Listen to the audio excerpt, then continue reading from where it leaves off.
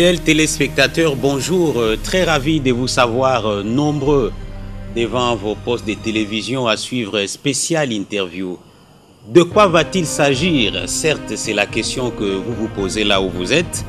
Eh bien, comme tout bon compatriote, l'honorable Roger Lumbala n'est pas resté indifférent à l'allocution du président de la République aux Nations Unies. C'est l'essence de cette interview qu'il nous accorde à cet effet. Honorable, bonjour. Bonjour. Comment avez-vous apprécié les discours tenus par le président Fathi à la tribune des Nations Unies? Vous parlez du président Félix Antoine Tshisekedi Tshilombo. Exactement. C'est un discours qui était attendu par le monde entier. Pour sa première fois, son premier discours, sa première lecture à la tribune des Nations Unies, le chef de l'État a été très bien apprécié. Est-ce qu'il se démarque de ses prédécesseurs? Est-ce qu'il y a des perspectives prometteuses pour le pays? Se démarquer de ses prédécesseurs. Vous savez que Mobutu a été un grand... Tribun, vous voulez dire? Non, pas tribun. Mobutu, c'était un grand dans ces domaines-là. Il y a Mzee Laurent Désiré Kabila et puis tous les autres aussi qui ont suivi. Mais après toutes les turbulences que nous avons connues dans notre pays pendant plusieurs années, la communauté internationale attendait ces discours pour voir comment le président de la République allait orienter les relations internationales, les relations bilatérales avec des pays, et comment le chef de l'État allait voir sur le plan international comment il peut faire des grandes ouvertures. Et là, il s'est avéré que le chef de l'État a été correct avec tout le monde. Il a été apprécié par des Congolais qui l'ont massivement suivi d'abord. Les Congolais, les pays voisins, il a été en Belgique et puis aux États-Unis. Non, je parle d'abord de la déclaration faite à la tribune des Nations Unies, où il avait été suivi par beaucoup de Congolais, qu'ils soient du Congo, de l'intérieur du pays ou de l'extérieur. Il y a eu aussi d'autres pays qui ont suivi, d'autres peuples qui ont suivi aussi, parce que ces discours, pour nous, augurent une ère nouvelle pour la République démocratique du Congo, dans la diplomatie envers le pays de la sous-région, dans la diplomatie envers le pays de la communauté internationale, les pays européens comme le pays des États-Unis d'Amérique et les autres. Ce discours a été très bien accueilli, de manière générale.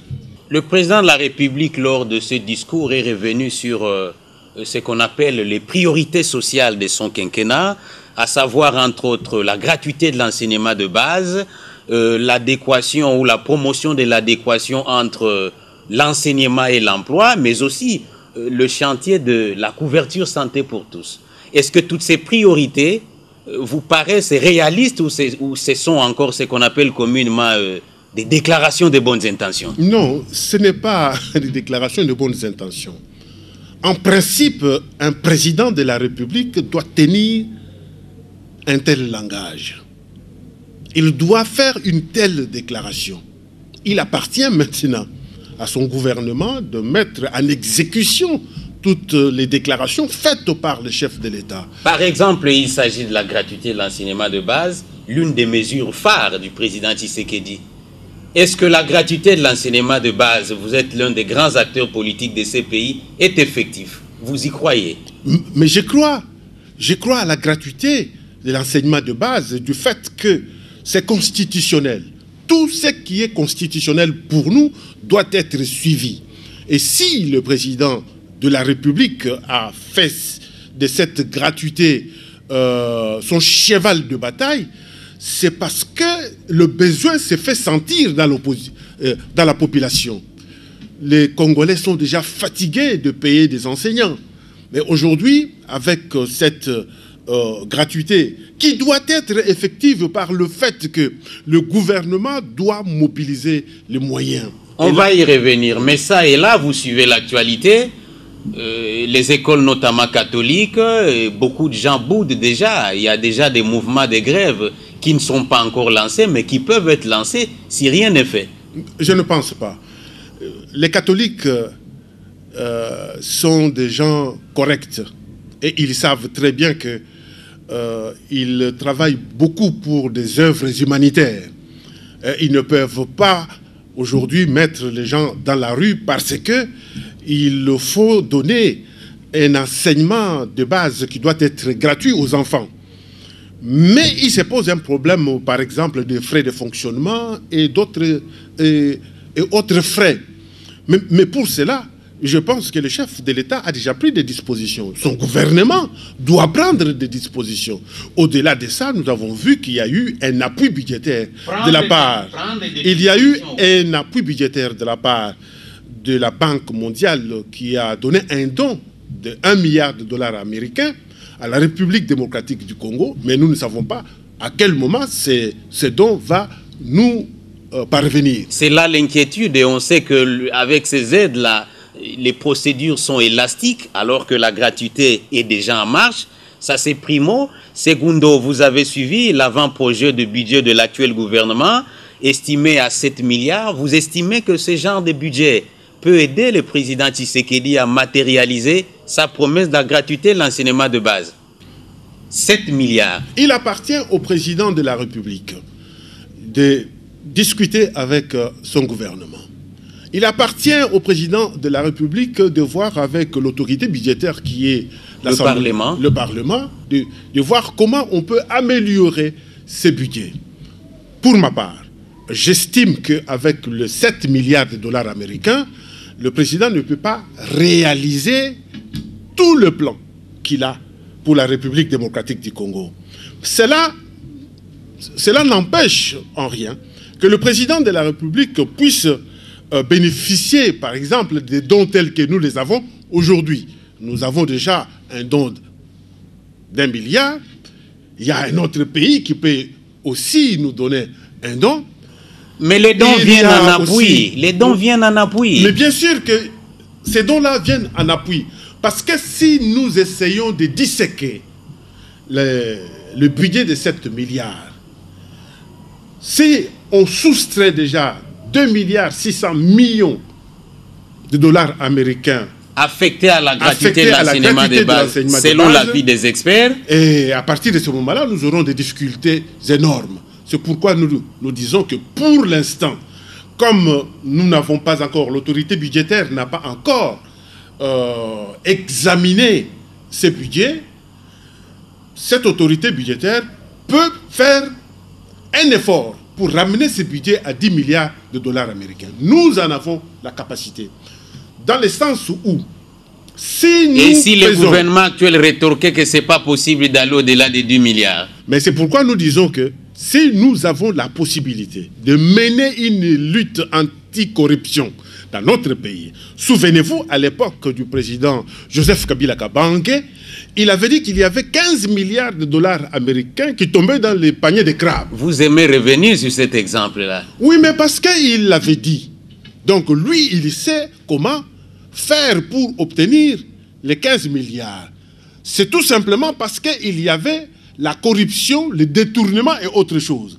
Si le président Félix Antoine Tshilombo Tshisekedi mène une lutte contre la corruption, le détournement, il mène une lutte contre des rétrocommissions, par exemple. Ça va prendre du temps, c'est pas du tic-au-tac. Ça va prendre du temps. Non, ça ne peut pas prendre du temps.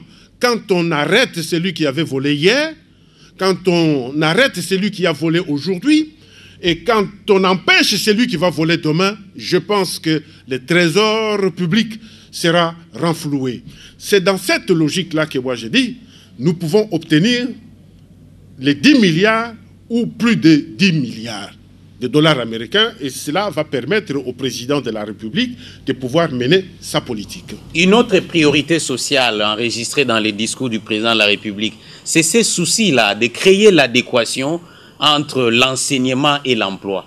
Vous estimez que le système éducatif actuel forme de cadres dont le profil ne se marie pas exactement à ce qu'attendraient par exemple les entreprises. Comment faire? On déverse des diplômés chaque année, mais est-ce qu'ils sont à même d'être utiles dans les entreprises? Je m'excuse de dire qu'on déverse des diplômés. Il n'y a aucune université de la République démocratique du Congo qui est classée parmi les 150 universités en Afrique. Je ne parle pas dans le monde. En Afrique? En Afrique, tout simplement. Qu'est-ce que vous voulez insinuer par là? Je veux dire par là qu'il n'y a pas de formation dans notre pays. Parce que d'autres pays africains ne reconnaissent pas les formations que nous menons dans notre pays. C'est pourquoi vous avez des rectificatifs à proposer. Il faut changer le système. Attention, là vous êtes devant celui qui a fait les sciences de l'éducation à l'université de Rennes 2 en France.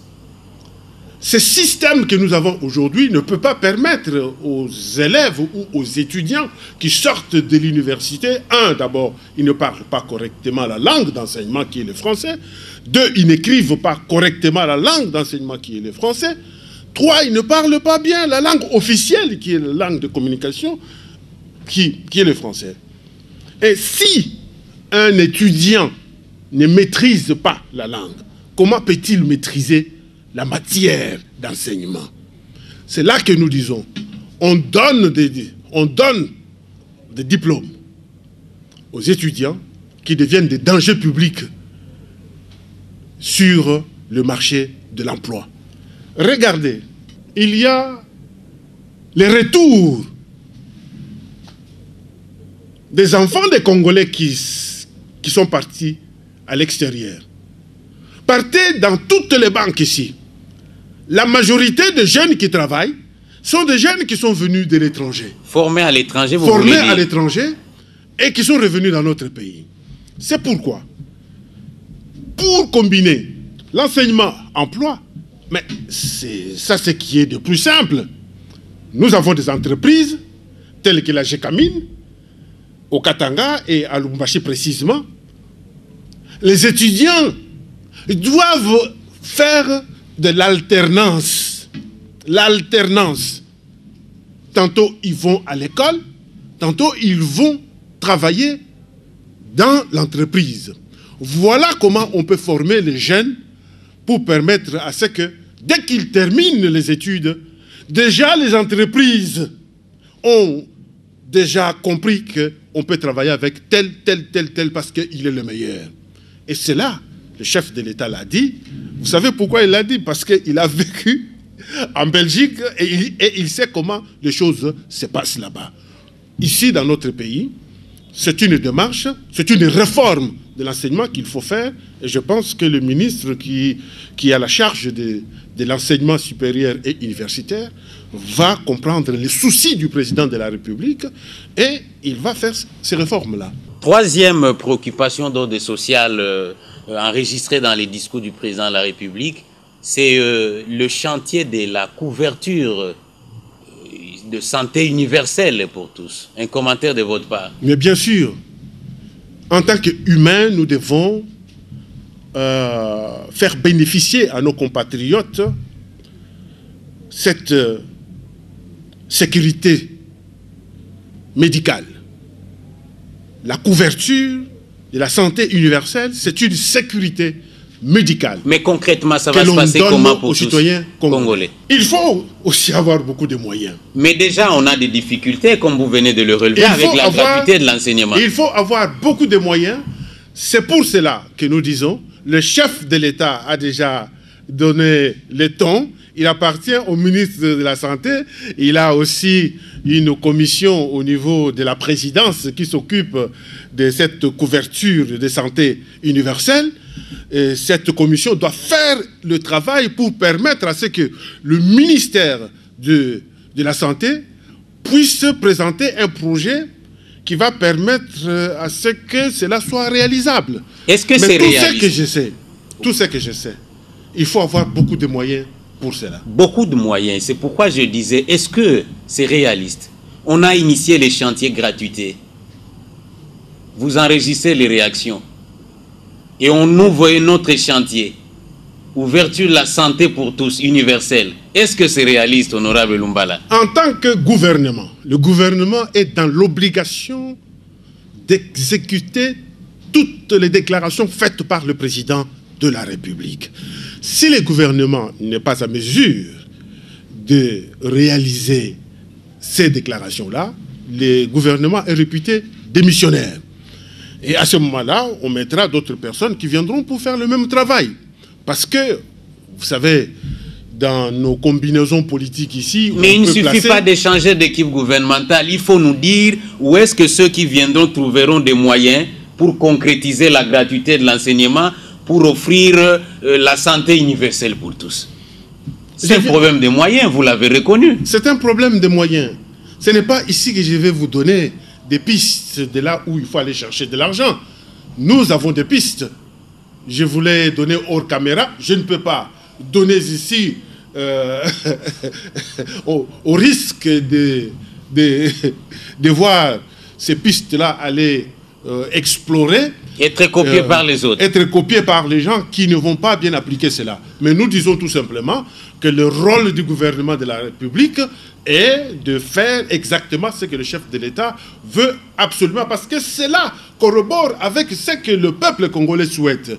Le président de la République, quand tu parles de la couverture de santé universelle, c'est ce que veut le peuple congolais, c'est ce qui nous garantit même la Constitution de la République. Et ça cadre avec la vision le peuple d'abord, c'est ça? Mais bien sûr, il faut d'abord vous occuper du peuple congolais. C'est dans ce sens-là que nous nous disons, nous devons absolument aller dans le sens de l'effectivité de tous les points évoqués par le président de la République, parce qu'aujourd'hui, le peuple congolais est content d'avoir un président élu au suffrage universel.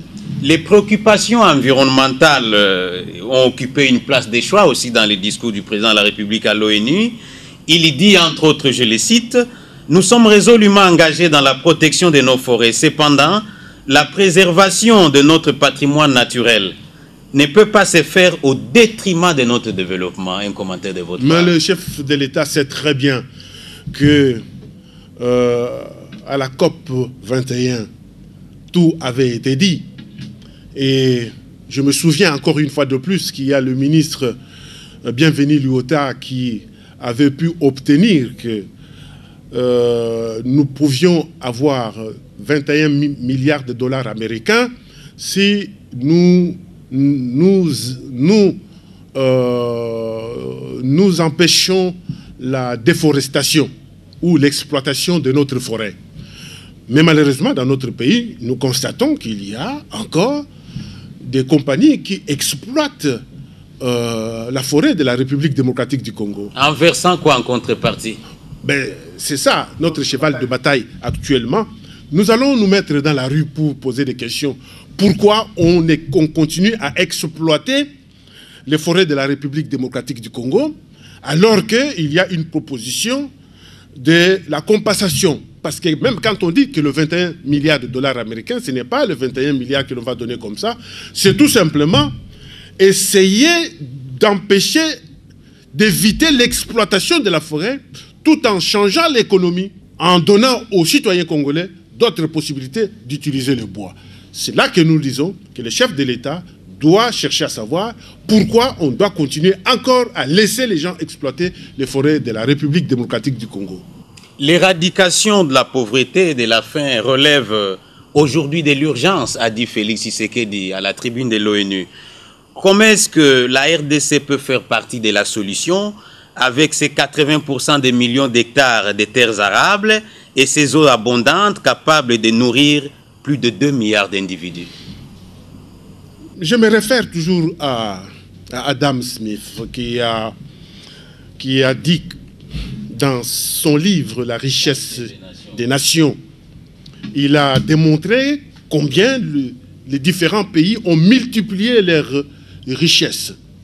La République démocratique du Congo, notre pays, doit arrêter avec l'exploitation minière d'abord. Nous devons nous baser sur l'agriculture.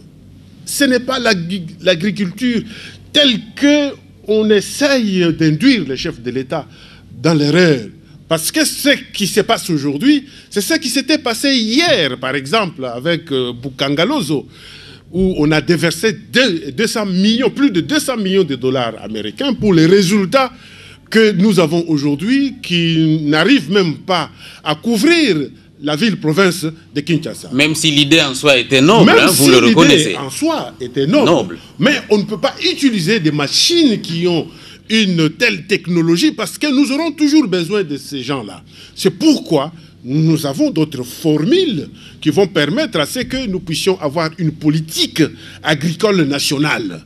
Et cette politique agricole nationale de la République démocratique du Congo va faire à ce que nous puissions multiplier nos richesses et permettre à ce que chaque territoire devienne un agent économique. Chaque territoire doit produire et vendre. Les territoires ne doivent pas attendre l'argent qui vient de la restitution, ces histoires-là, l'argent qui vient du gouvernement central qui doit partir là-bas. Chaque territoire doit produire et vendre. Et je pense qu'à partir de ce moment-là, nous allons résoudre le problème de la misère, le problème de tout ce que nous avons comme des maladies.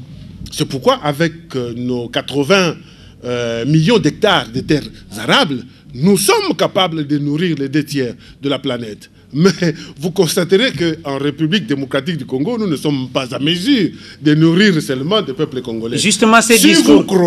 Si vous croisez un Congolais dans la rue aujourd'hui, s'il est mince, il n'est pas mince parce qu'il est malade. Il est mince tout simplement parce qu'il ne mange pas. Regardez les Quinois. Alors que le souhait le plus ardent, lorsque vous partez dans des pays comme le Rwanda, dans des pays comme l'Ouganda, vous trouverez même un fou qui est en bonne santé. Parce que quand le moment de lynch arrive, la ville s'arrête, les gens doivent manger. Tel n'est pas le cas chez nous en République démocratique du Congo. Nous avons cette possibilité-là. Parce que nous avons des projets que nous pouvons proposer si on nous les demande.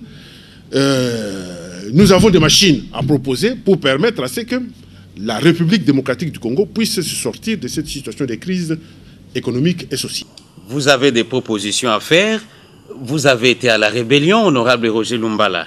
Vous connaissez bien l'Est du pays et certains acteurs impliqués dans la guerre de l'Est.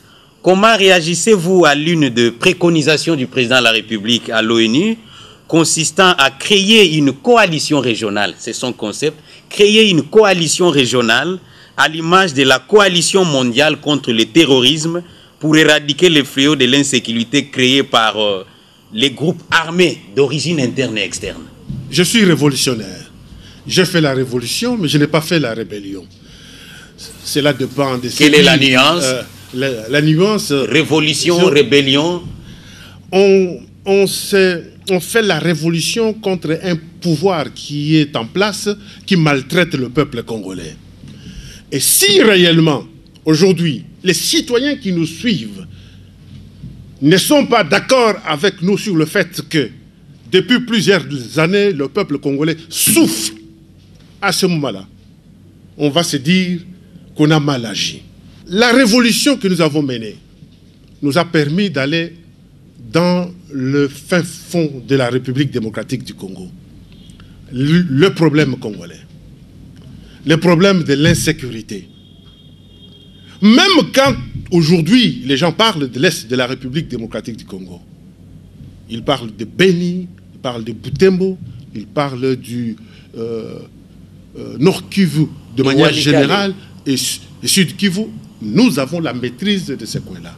Justement, vous avez la maîtrise. Pour trouver des solutions, la République démocratique du Congo ne peut pas toujours continuer à faire appel à d'autres pays. Même si les pays, notamment les voisins, sont directement impliqués. Ces pays-là, même s'ils sont directement impliqués, ils vont se retirer lorsqu'ils vont rencontrer une résistance de la part d'un pays. Est-ce que ce n'est pas un procès d'intention, ça? Non, ce n'est pas un procès d'intention. Je dis tout simplement, vous avez dit qu'il y a deux pays qui sont impliqués. Je vous dis que si nous sommes forts, ces pays-là ne viendront pas. Parce que nous ne sommes pas dans des pays qui sont forts. Cela veut dire que sur le plan militaire, nous devons permettre à ce que notre armée d'abord puisse faire son travail. Notre armée doit faire comprendre à d'autres que nous sommes en mesure de régler nos propres problèmes. Mais les vaillants et FARDC sont toujours au front, non? Ils font leur travail. Mais s'ils font le travail, pourquoi on doit faire appel aux autres? Pour accroître peut-être la puissance du feu. Pas du tout. Si tout simplement, nous avons besoin de la communauté internationale, avec la MONUSCO, ben, il y a plus de 20 ans que la MONUSCO est dans notre pays. Plus de 20 ans. Et la situation à l'est du pays ne change pas. Et justement, la situation ne change pas. C'est pourquoi nous disons tout simplement qu'il faut que nous ayons nos propres solutions. Du genre? C'est que je vous dis qu'il y a des hommes et des femmes qui connaissent ce coin-là. Il y a Roger Lumbala. Et il y en a aussi d'autres qui connaissent. Il faut consulter Roger Lumbala s'agissant de l'insécurité de l'Est. L'insécurité de l'Est et l'insécurité de manière générale. Il y a des gens qui peuvent avoir des outils parce qu'ils connaissent des acteurs, parce qu'ils connaissent l'environnement. Il faut les consulter. Mais quand on ne veut pas les consulter, c'est pourquoi, même à l'époque du président Joseph Kabila Kabange, j'avais fait aussi cette proposition-là. Personne n'a écouté. La situation continue. Cette situation va perdurer jusqu'à quand? Tout simplement parce que les gens n'écoutent pas. Les gens pensent qu'ils peuvent trouver des solutions eux-mêmes. Qu'ils continuent, et vous verrez, on va se retrouver ici dans 5 ans avec le même problème. Est-ce que lorsque le président de la République propose cette coalition régionale, antiterroriste si vous voulez, il tient compte, n'est-ce pas, de la donne interne et externe de cette insécurité de l'Est? Est-ce qu'il y a des terroristes? Il ne faut pas chercher à emprunter les termes qui se passent à l'étranger. Ici, il y a des Congolais qui se mettent ensemble avec des compatriotes africains. Il n'y a pas le terrorisme.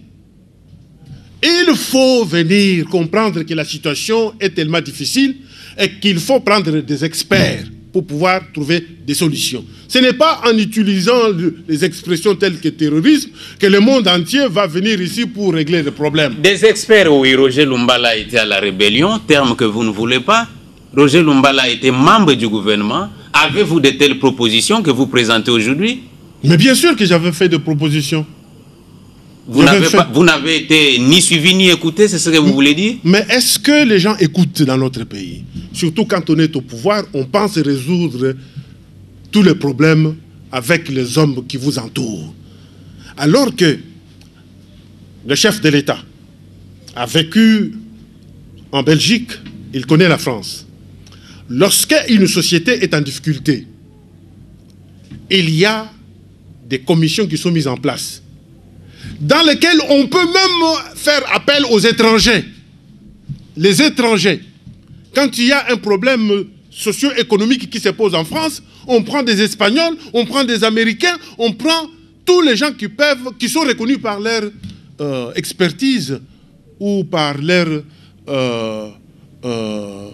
savoir.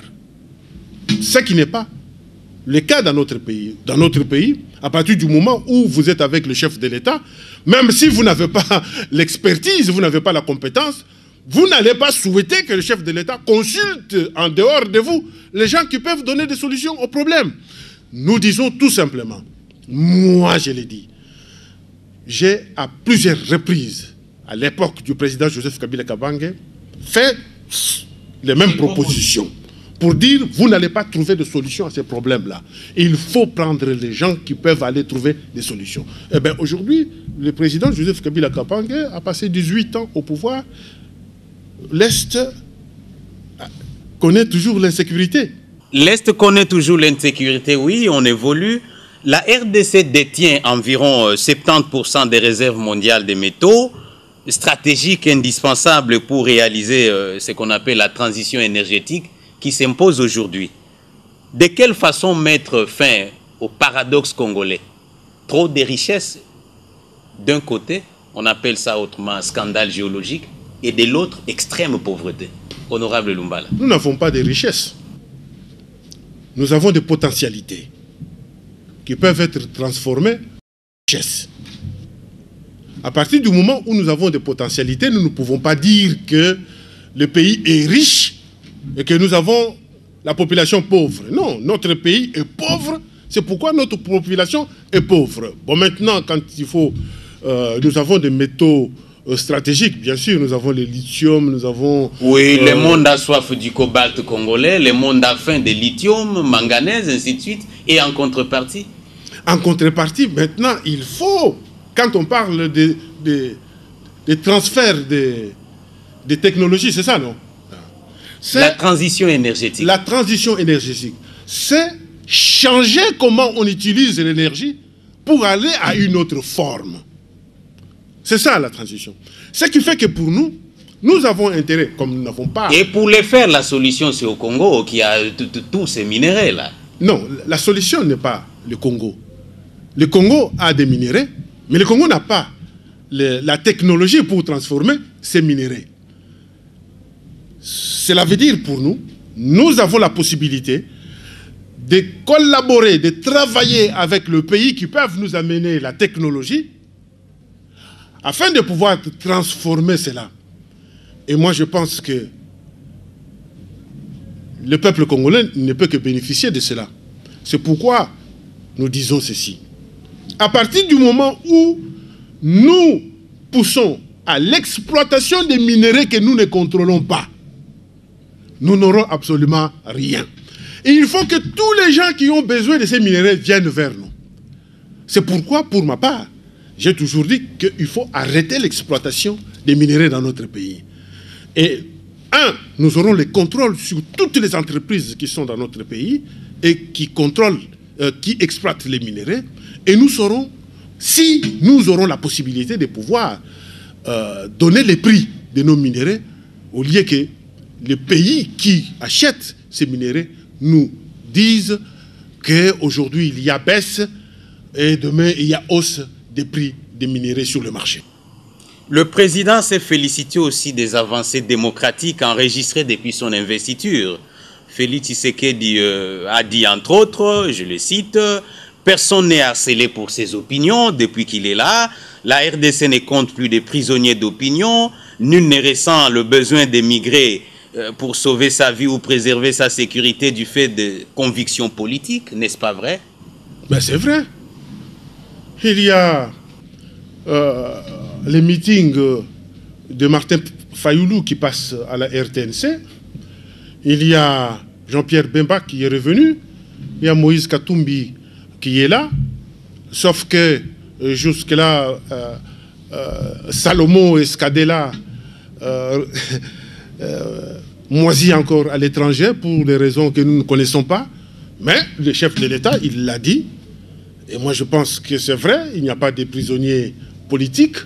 Il n'y a pas les prisonniers d'opinion. Chacun donne son point de vue, comme M. Roger Lumbala donne son point de vue, comme d'autres qui donnent aussi leur point de vue. Ça, c'est un point à féliciter et surtout à encourager. Le président de la République a terminé son propos en disant, entre autres, la priorité absolue de mon action est d'offrir une perspective de dignité à nos populations, de promouvoir la création d'emplois notamment pour les jeunes et lutter contre la précarité et l'exclusion. Les défis est énorme, a-t-il dit, mais ce qui fait de nous des humains, c'est notre capacité à trouver des solutions, même les plus improbables, lorsque cela s'impose. Un commentaire enfin de votre part. Le président de la République va créer des emplois pour des jeunes. Mais je pense que la moindre aussi des choses, c'est de penser aussi, quand on parle de jeunes, on voit des adultes qui ont passé des décennies dans une situation de misère. Il y a même des gens qui ont 150 mois d'impayement. Et il faut améliorer les conditions de tous ces travailleurs. Moi, je pense qu'il y a des retraités qui meurent tout simplement parce que, après avoir travaillé pour le pays pendant plusieurs années, et leur retraite ne permet même pas à atteindre 10 jours. Et tout ça, ça rentre dans le cadre du social. Et le président de la République est appelé à voir tous ces dossiers à améliorer les conditions des citoyens de la République. Cette capacité humaine que nous avons de pouvoir trouver des solutions aux problèmes. Les chantiers sont nombreux et que les chefs de l'État doivent savoir comment faut-il faire maintenant pour étudier chantier par chantier, comment nous pouvons trouver des solutions aux problèmes de la République démocratique du Congo. Moi, je l'encourage, je les soutiens, je l'encourage, et en même temps, je demande à ce qu'il y ait rupture entre le système passé et le nouveau système. Parce que s'il y a la continuité dans ce que se faisait dans le passé, il n'arrivera pas à trouver des solutions aux problèmes de notre pays. Et il faut une rupture sèche. J'entends par rupture, il faut la lutte sévère contre la corruption. Il faut la lutte contre les détournements. Il faut la lutte contre même les rétrocommissions. Je pense que la justice est là pour faire le travail. Et à partir de ce moment-là, si nous arrivons à combattre tous ces maux, nous allons trouver des solutions à nos problèmes. Il faut que l'État congolais puisse s'imposer sur toute l'étendue de la République de notre pays. Le président parlait à l'ONU, vous venez de réagir. Qu'est-ce que tous ceux qui vous suivent dans le cadre de cette interview retiennent pour clore cet échange?